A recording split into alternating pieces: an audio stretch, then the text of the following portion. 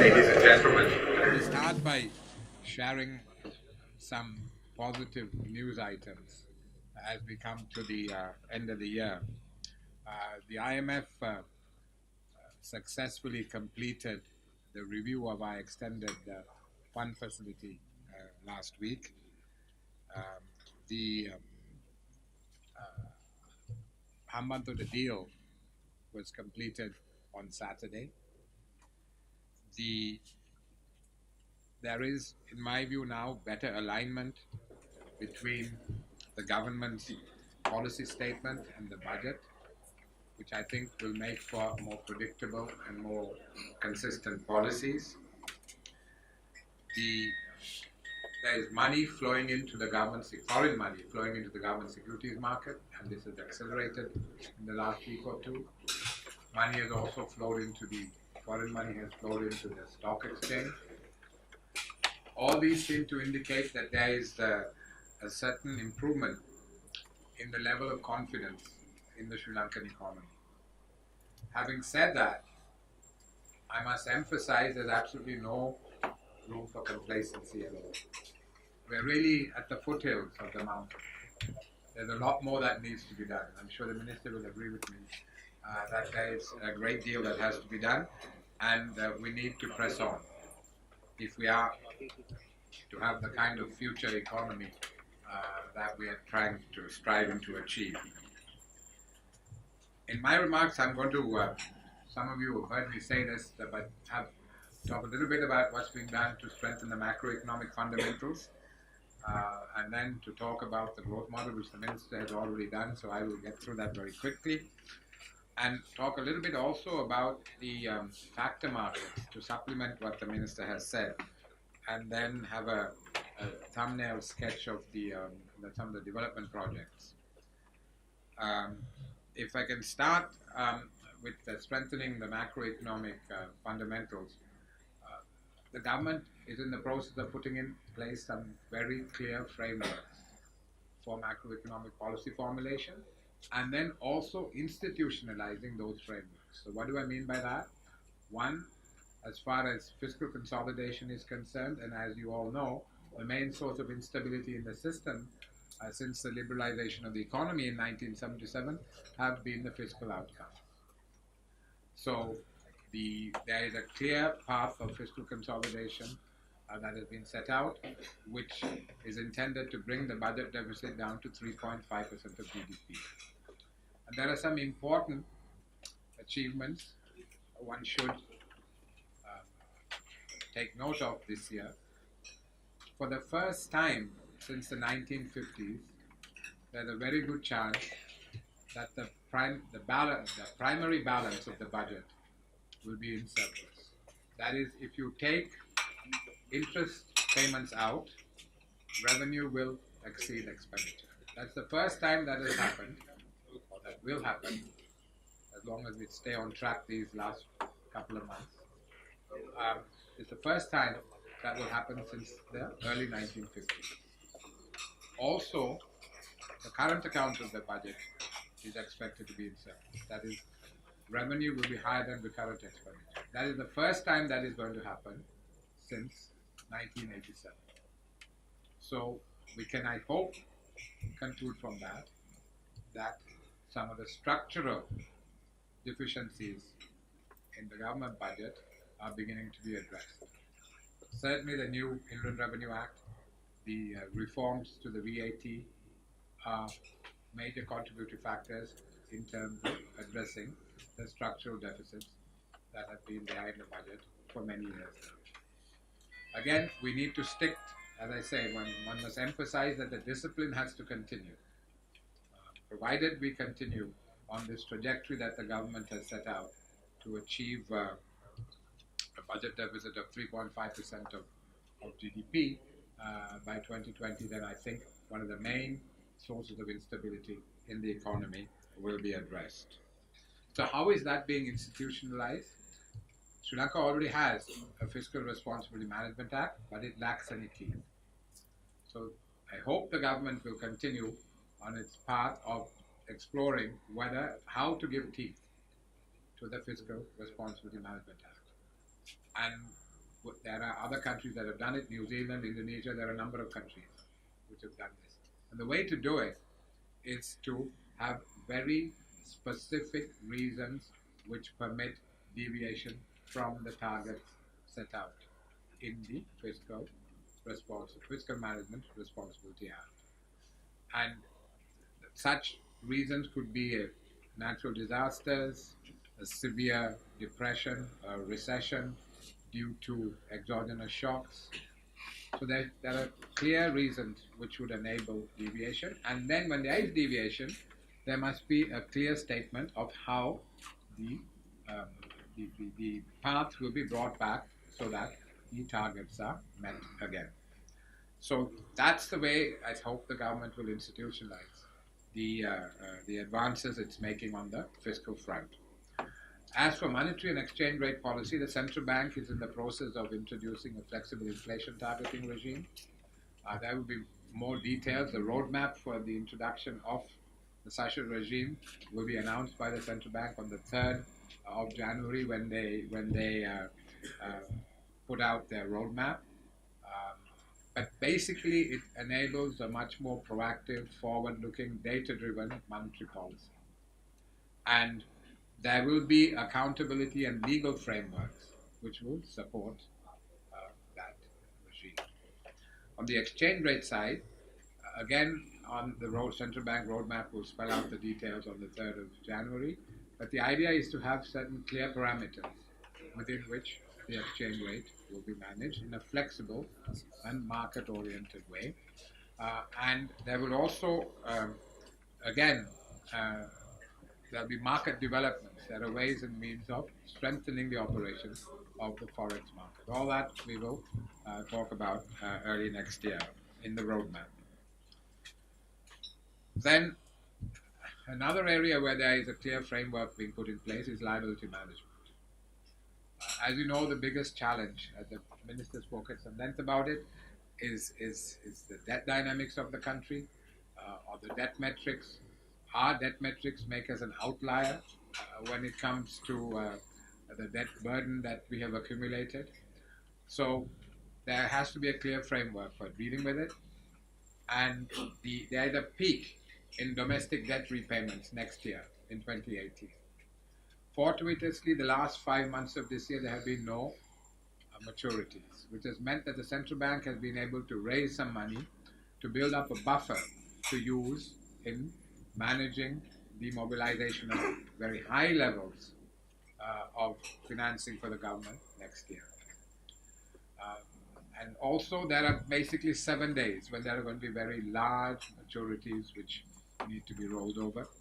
And so the other 5 months, each of those in a particular month. So we'll have 5 months next year also to build up the buffer, where we will raise money in the intervening months to raise money. So hopefully we can build up sufficient buffer so that to ensure that we can raise the money the government requires without too much pressure on interest rates. On external debt, again, I'm sure all of you know that there's a bunching of repayments from 2019 onwards. And for that, there is a liability management bill which will be presented to Parliament and hopefully passed in early next year. And the idea there is at the moment, the Appropriation Act sets a ceiling on the borrowing in any given year by the government. And that ceiling basically is the financing that is required for any given year. You can't borrow beyond the requirement for the government's budget in a given year. I.e., you can't raise additional money to do liability management of the external debt that is going to be due after 2019. So there is going to be a new Liability Management Act which will provide greater flexibility. It will set out firm conditions within which the government's borrowing requirement can be exceeded and for what purpose. But it will give some flexibility to raise additional money to address the bunching of external debt from 2019 onwards.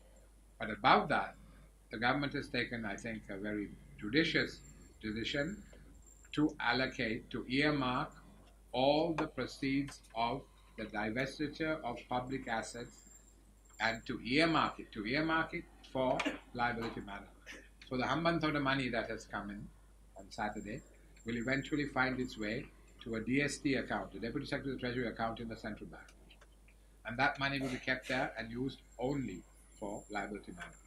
So the whole of the 1.1 billion, which will eventually come in over 6 months, as part of the Hambantota deal, will come into this account, which will be maintained in the central bank, and the money will be used only for external liability management.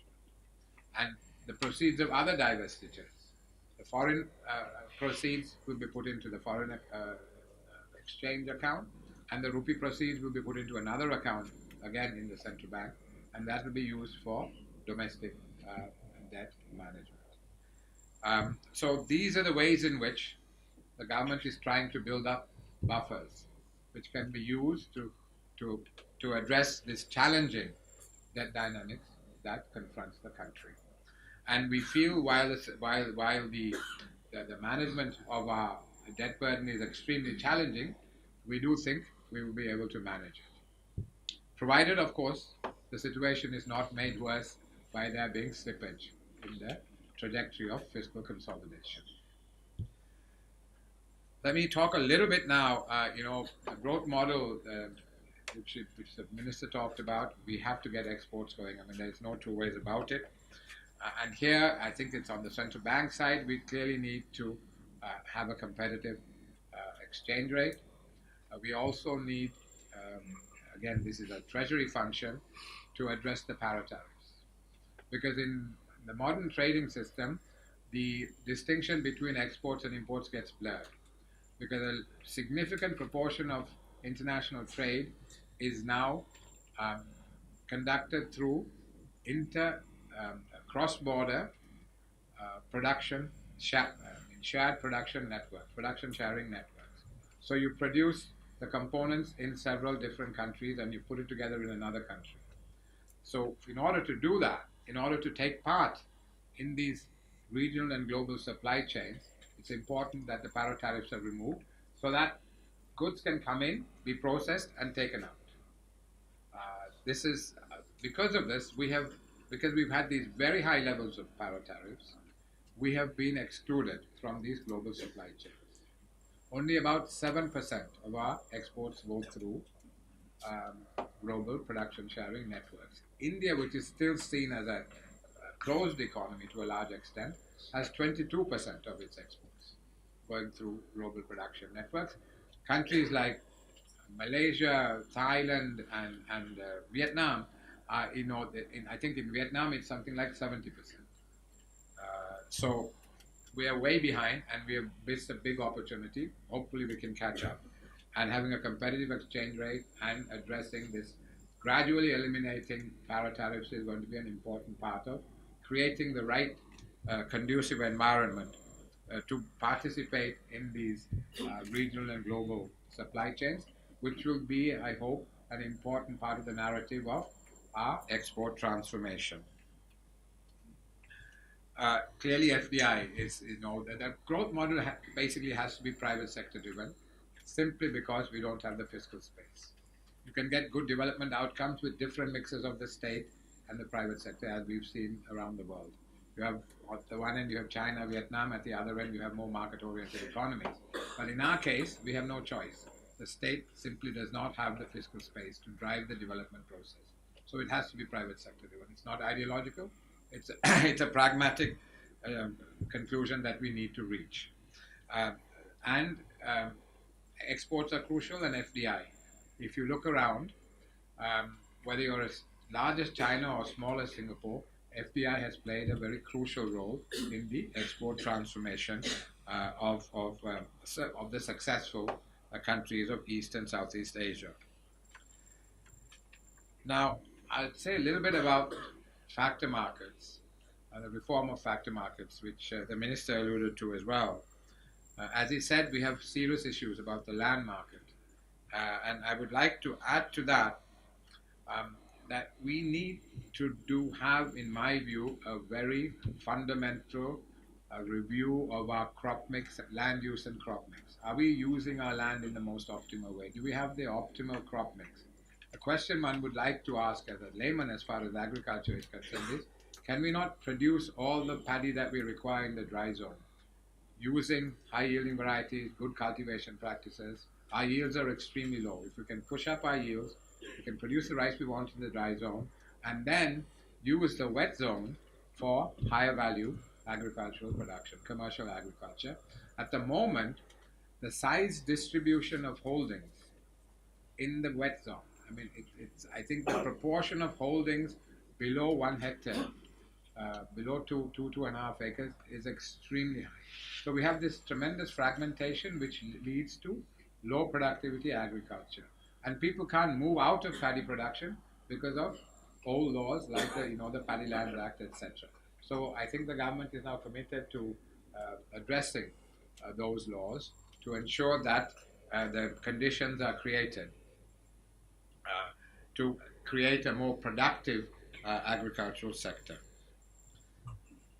Labor, I'd like to talk about two things. One is to address the question: is there a labor shortage in this country? Because we constantly hear the refrain that there is a labor shortage in this economy. And the second is to talk a little bit about overall labor standards. Is there a shortage? In my view, there is no such shortage. The problem is we have labor in the wrong places. 27% of our workforce is in agriculture, giving us 7% of GDP. The Harvard Center for International Development, this is Ricardo Hausman's group, reckon that an economy at our level of development and with our economic characteristics should not have more than 15% of the workforce in agriculture. We have 27. So there is this surplus labor in agriculture, and it is perfectly rational. At the moment, we are trapping people in low productivity, low income livelihoods in agriculture. By giving people free water, by fertilizer subsidy and a guaranteed price, people stay in agriculture. They're able to get their noses above the water, but no pathway to go any further. I think this morning's article by Dr. Vijay Wardner quoted Dr. Yapa. While our headcount poverty level is now down to about 4.4%, and that's I think based on something like a dollar a day or a little over $1 a day. If you increase that to about $2.50, a third of the workforce is below the poverty line. So we are just trapping people in this low productivity, low income livelihoods. Now, these are very difficult choices to make. It's not going to happen overnight. But there certainly isn't a shortage of labor. We need to get investment into higher productivity, higher income areas, and then to shift the labor from the low productivity, low income sectors. Similarly, there is a surplus in the public service. Our public services, I think about 17-18% of the total workforce. The workforce in the public services, 17-18% of the total workforce. Greece had 15, so we are actually in excess of Greece. The numbers increased from 800,000 in 2006 to 1.5 million today. Leaving aside the intergenerational pension time bomb we are transferring, but I'll put that aside for another day. But clearly there is a surplus of labor in the public service. But again, people are behaving very rationally, because it is only the 18% of the people in the public service who have a pension, not only a pension, but a non-contributory pension. So clearly it's absolutely rational behavior for everybody to want a job in the public service and to put enormous pressure on the likes of the minister to get them a job in the public service. So there is no shortage. There is too many people in the public service, but to address that, everybody has to have a pension. And if everybody has to have a pension, I'm afraid it'll have to be a contributory pension, otherwise it's unaffordable. Equally, as I said, we need to look at the incentive structure we have in agriculture. Do we want to keep trapping people in low productivity, low income livelihoods? Do we want a third of our people living at less than $2.50 per day? Or can we create higher value jobs elsewhere and draw them out? But to do that, of course, the incentive structure will also have to be addressed. It's very easy to stand here and say these things, but these are very tough political decisions. But I think we need to understand people that there is no shortage of labor. The labor is there, but it's in the wrong place, and people are behaving very rationally by being in the wrong place. So we have to change the incentive structure to move them into areas of higher productivity areas. And labor standards. Now, our labor laws go back many years. And here again, they give us perverse outcomes. While the limited number of people in the formal sector enjoy strong protection, what these labor laws do is to reduce the overall labor standard in the economy. How does that happen? The firms in the formal sector get around the labor laws by casualizing employment. So you find all the big firms employ a significant amount of people on a casual basis, where the labor laws don't apply. So that reduces the overall standard of labor. In addition, people in the informal sector don't want to get into the formal sector because, again, they find the labor laws too inflexible. So as a result, these overly burdensome labor laws are reducing the overall labor standards in the country. So what we need to do is to have a tripartite effort, and this is, I know, is not something that we find easy in Sri Lanka, but really the government, the unions, and the private sector have to get together, as they have done in successful countries like Germany, Japan, etc. We have to get together and work out a set of labor laws which protect workers but also create incentives for capital. And that's the balance we have to strike. At the moment, our labor laws are actually leading to lower overall labor standards in the country. Capital markets, the SEC Act is going through, and there's a big effort supported by the IMF and by the World Bank and the ADB to develop our capital markets. I'd like to now say a little bit about productivity. I think I only have about 2 minutes, I better rush. About productivity. We in Sri Lanka, we constantly say that the cost of living is too high. In my view, it is not a high cost of living problem, but it is really a low productivity, low income problem. People in Singapore don't complain about the cost of living in the way we do, because their incomes are a lot higher. They're able to absorb international prices more easily than we can. But as long as our productivity is low, our income will continue to be low, because that's the only way you can have non-inflationary wage growth is by increasing productivity. So low productivity means low incomes. And there's another angle to this as well, because we are unique almost, in my view, I think, in experiencing our demographic transition before our economic transformation. It means that we can no longer drive growth through labor augmentation. You can't add workers to the labor force and drive growth. You have to drive it much more through productivity at an earlier stage of our development process than other countries have had to do. So again, we need to have a laser-like focus on productivity. That means we have to focus on innovation, on R&D, and all the other things which drive up productivity. And we don't, of course, have to do everything ourselves. The Malaysians, for instance, were very good at this, and some of the other Southeast Asians, they were very good at adapting. They adapted technology, they adopted technology from elsewhere. But what we need to do is to upgrade our technology. There's a great deal being done on the investment climate and investment promotion, trade policy. I'll just say a little bit about trade policy.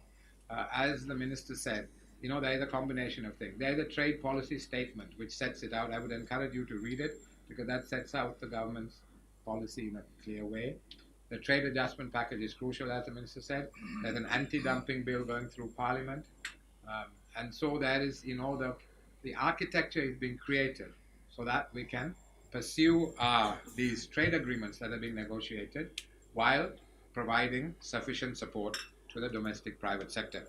And people like Mr. Coomarasway have been very active in pushing the agenda in a direction where our domestic capacity is also taken into account when these negotiations are taking place. I'd just like to say a couple of things. If we are able to successfully conclude the partnership agreements, at least to extend and widen the agreement with India and have a new agreement with China, Sri Lanka would be the only country in the world which has preferential access to China, India, and Europe through the GSP+. No other country in the world has that. That is preferential access to a market of 3 billion people. Now, what does that do? That gives more opportunities for our own exporters. But perhaps the bigger prize is we can show that preferential market of 3 billion people and attract foreign investment to come here, to locate in Sri Lanka, to sell to China on a preferential basis, to sell to India on a preferential basis, to sell to Europe on a preferential basis. Nobody else can say that. So in a world where 190 odd countries are chasing FDI, this is a key differentiator. So I think, and also it's important to remember that there are ways and means for small countries to make sure that they get a decent deal when they are negotiating with much larger economies.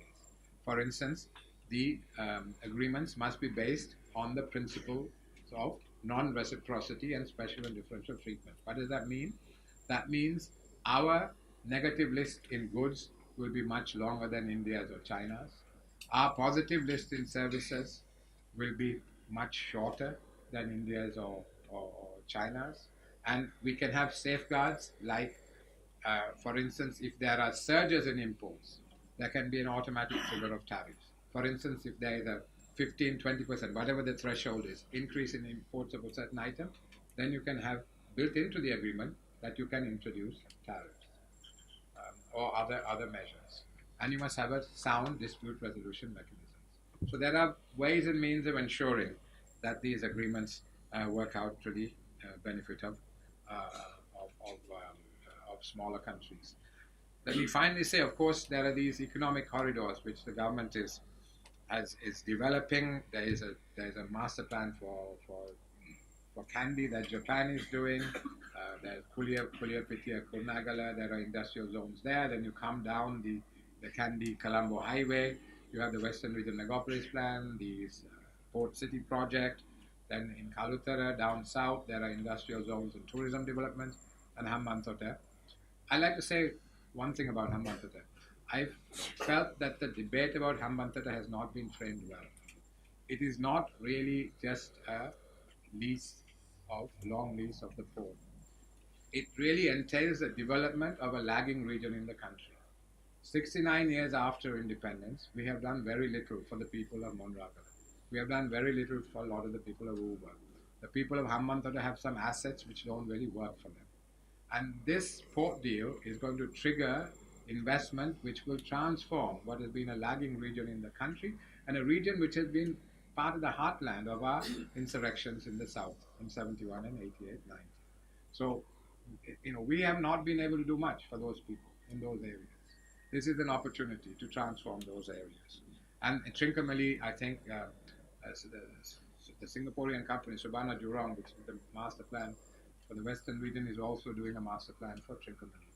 And the idea is to get Japan, India, and Singapore to collaborate to develop that area. So there are all these plans ahead. Now, plans are good, but they have to be executed. Let me finish by talking about 3 deficits. One is, as far as the government is concerned, there has been an execution deficit. And the minister will tell you that they are focusing very hard and trying to address that. And that has to be addressed. If the government is not able to address the execution deficit, then there's going to be a problem. 2, as far as the private sector is concerned, there is a trust deficit. And here there are 2 sides to the story. Yes, there have been issues relating to the consistency and predictability of policies. But in my view, that is being addressed. So now it's up to the private sector to recalibrate its risk appetite and to open their wallets and start to invest. Because all the government's large development plans are going to take 18 months, 2 years to really gain traction. In the next year, 18 months, it's the domestic private sector that has to take the lead. And I think hopefully the conditions are being created for them to do that. And so let me really, these two deficits, the execution deficit and the trust deficit for the government and the private sector, I think need to be addressed if we are to move forward. Thank you very, very much.